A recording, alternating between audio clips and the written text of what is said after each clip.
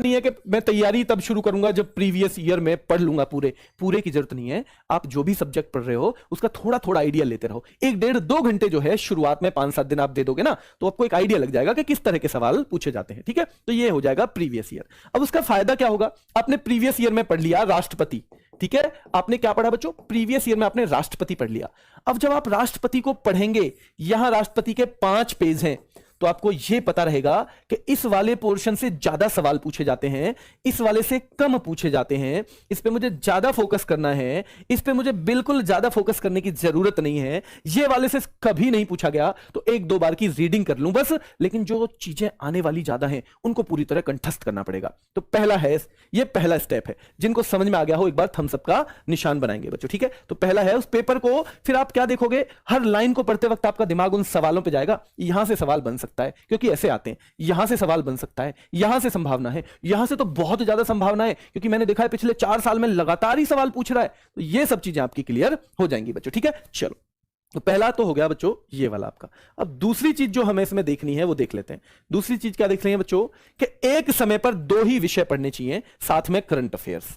लेकिन अब जैसे एग्जाम एसएससी एमटीएस का है, एसएससी एमटीएस में तो पढ़ना ही जीएस है। ठीक है, क्या करनी है, पढ़नी ही जीएस है। तो इसीलिए एसएससी एमटीएस में आप 4 सब्जेक्ट भी पढ़ सकते हो, है ना बच्चों, 5 भी पढ़ सकते हो। अगर आपको लग रहा है कि मेरी पढ़ाई ठीक हो रही है, मेरी पढ़ाई ऐसे नहीं हो रही कि मैं जो पढ़ रहा हूं सब भूल जा रहा हूं, अगर लग रहा है तो चाहे एक सब्जेक्ट बाद के लिए करना पड़े 4 ही करो। प्लस करंट अफेयर्स रोज क्यों पढ़नी चाहिए मैं बता देता हूं। करंट अफेयर रोज इसलिए पढ़नी चाहिए बच्चों, बहुत टफ इसमें नाम आएंगे, बहुत सारे ढेर सारे तथ्य होंगे उसमें। तथ्य जानते हो, फैक्ट्स, यानी फैक्ट्स, फैक्ट का मतलब है जो आप बिल्कुल इधर उधर नहीं कर सकते। अगर कोई चीज अनुच्छेद 123 में है तो 123 में ही है, आप 24 करोगे तो भी गलत, 25 करोगे तो भी गलत।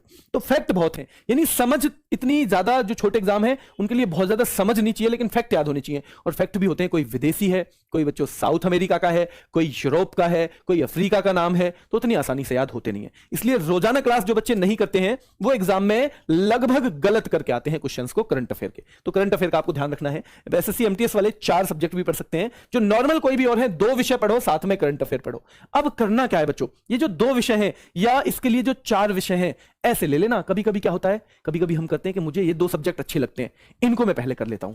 आपने लिए और कर भी लिए, लेकिन बाद के जो 2 सब्जेक्ट हैं वो आप में एक भी अच्छा नहीं लगता उसमें से, तो आप क्या करोगे कि अगर इस सब्जेक्ट को लेके बैठोगे तो भी बोर होगे, इस सब्जेक्ट को लेके बैठोगे तो भी बोर होगे, यानी ज्यादा फिर बच्चा पढ़ ही नहीं पाता, उसके अंदर वो भावना ही नहीं बन पाती। प्लस उसे क्या लगता है कि ये सब्जेक्ट तो मेरा अभी हुआ ही नहीं है, पेपर तो नजदीक आ लिया और मेरी समझ में भी कुछ नहीं आ रहा, तो वो क्या हो जाता है, होपलेस। और होपलेस होने के बाद एग्जाम सही करने की अगर कोई उम्मीद करता है ना, तो वो बहुत गलत है। फिर वो उम्मीद गलत कर रहा है, वो फिर किसी और ही दुनिया में जी रहा है बच्चों। इसलिए आपको याद रखना है कि ऐसा सब्जेक्ट, और हो सके तो जो आपको सबसे टफ लगता हो उसे पहले निपटाओ, क्योंकि पेपर के आसपास टफ चीजों पे कमांड करनी मुश्किल होती है। उस टाइम पे दिमाग कुछ ये भी चला जाता है कि अरे इतने दिन हो गए पेपर के, इतने ही दिन रह गए, मैं कर पाऊंगा क्या, अच्छी तरह से भी कर पाऊंगा या नहीं कर पाऊंगा। तो ये सब चीजें जो है बच्चों, ये दिक्कत होने लगती है। तो इसलिए अगर 2 विषय पढ़ रहे हो या 4 पढ़ रहे हो, उनमें से आधे ऐसे रखो जो आप टफ लगते हैं, आधे ऐसे रखो जो आपको आसान लगते हैं। ठीक है, अच्छा, इसके साथ बच्चों क्या करना है, करंट अफेयर्स की रोजाना क्लास लेनी है, और इन सब का महीने में लास्ट 2 या 3 में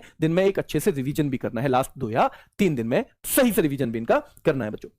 अगली चीजों पे ये चीजें क्लियर है सभी को, जिनको ये सभी क्लियर हो वो एक बार थम्स अप कर देंगे बच्चों। ठीक है, चलो आगे बढ़ते हैं।